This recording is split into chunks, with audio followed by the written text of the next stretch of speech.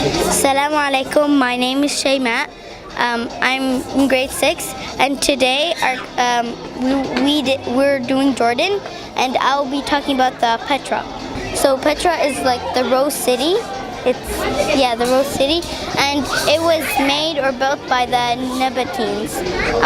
It's been carved, it's been carved through mountains, and there's only one pathway to it, which is it's called the sea. That's the only way to reach the Petra. We have with us the Vice Principal of Al Risala Academy, Mr. Zafar. We would like to ask him some of his views about this event that they have organized here. Okay, this event is an annual event. We are doing it since 4 years, and we are doing a big effort here. And every year we are choosing different countries, and all students, all teachers, they are participating in that. So each country contains things from the history, from the traditions, from food, from costumes, and from the modern life. Yeah. That's good. So it's basically an opportunity that you are providing to the students to learn about other cultures and countries. And as I see that there is a father here, one of the students here, Mr. Osama. Would you like to express your views how your children get involved in this whole thing, and what do they learn? Well, in terms of the involvement, there's too many times or too many different ways. So they're here for 5 years now, and I can tell you they got involved in terms of doing research about each country every year, different country, and they get to know the culture, the food, the customs, everything. Also, what they do as well, they get to do some of those projects in terms of either the maps, or either prepare some of that culture or that country food or customs. Sometimes even wear some of those customs as well. So eventually, it is the cheapest way of exploring the world without traveling, I guess. But I loved it because as an adult as well, I got to know a lot of things that I didn't know by getting involved more with my kids. If that wasn't because of this multicultural day, I wouldn't have a chance to do it. Oh, that's great. So it's not just fun and activity for the children, an opportunity to learn.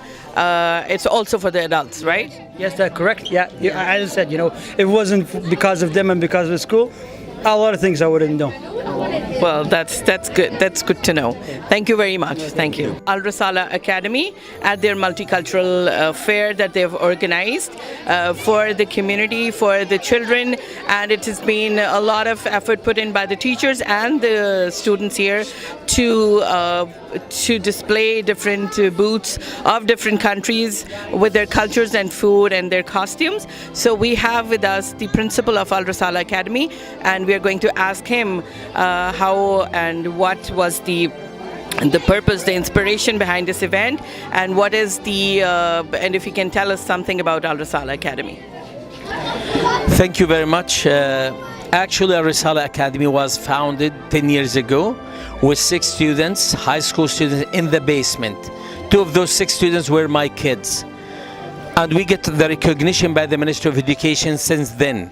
And alhamdulillah, we are an inspected school for high school, and we have by now about 8 batches of graduates. They were admitted to the best universities in Canada and across the world. Now, our students were admitted to UFT, UTM, McMaster, Ryerson, and and Waterloo as well. And the ratio of our graduates who go to university, it's above 90%. And the rest go to colleges. So basically 100% of our graduates continue, in university, and little margin in the colleges. So basically we start very small, but we're growing. We have now almost 200 students, 24 staff members, and thank God it's from a basement to such a big place, as you've noticed here, big area, and we have in the back a playground for the kids, fenced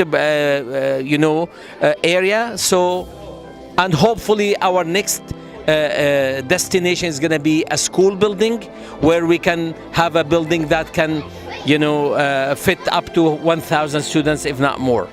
And we have by now about 26 nationalities they attending our schools. Also, our teachers, they are coming from different nationalities as well. Although we are a faith-based schools, but we hire non-Muslim teachers because we focus on education, but also we wanted our students to adhere to Islamic values and morals, because that's the reason behind our existence. Otherwise, the parents, don't mind to send them to any other school. So here, as you said, that there are students from 26 nationalities, and you have more than 34 teachers who are from different nationalities. But the course of study that you educate here, that you teach here, that is the same as the public school? It is exactly the students, it's the same courses that taught in public system. So if a student's coming from public school to here or vice versa, all the courses we give, it's authorized and recognized by the ministry, because at the end of the day we are inspected by the Ministry of Education, and thank God that we always are recognized for our exceptional effort and work in the school. I've heard that not only this multicultural fair here, which is a regular annual event that goes on in your school, there are other activities too, and you've also won some basketball championships here. Yeah, please. Now, actually, 3 years ago, our high school students won third place on the region of Peel.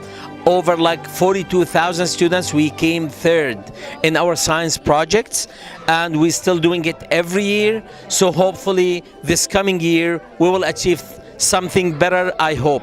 Now, on the EQAO results, we have for last year our grade 6 and grade 3 students, they achieved above the provincial level.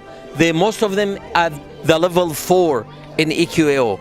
Also, in terms of sports, we have teams for elementary, for high school, and we were the champion for the high school among Muslim leagues or Muslim schools, high schools. We were champions for 3 consecutive years for the girls and boys basketball teams. Now, actually, about multicultural, about today's fair, we wanted to teach our students about multiculturalism, because we are in a country of multiculturalism. So we need our students to respect other culture, to learn about it, so they respect the people of different cultures. So every year, this is our 3rd annual multicultural day or event. So every year we do about 7 to 8 different multicultures to educate students about the custom, the way of life of those cultures, the food, the natural resources and stuff like that. So instead of buying tickets to go to those countries and learn about them, you can do it here under one roof. You learn about 8 countries, which is much cheaper. All right, thank you so much, and the turnout here is really tremendous, and it's great to see all those parents and the students coming in and really appreciating the efforts put in by the teachers and the students. And it's really, I've learned a lot about different cultures. I can see China, I can see Djibouti, I can see Algeria, Spain, and of course Canada. So this year it's been much better than the previous one, and we hope that the next year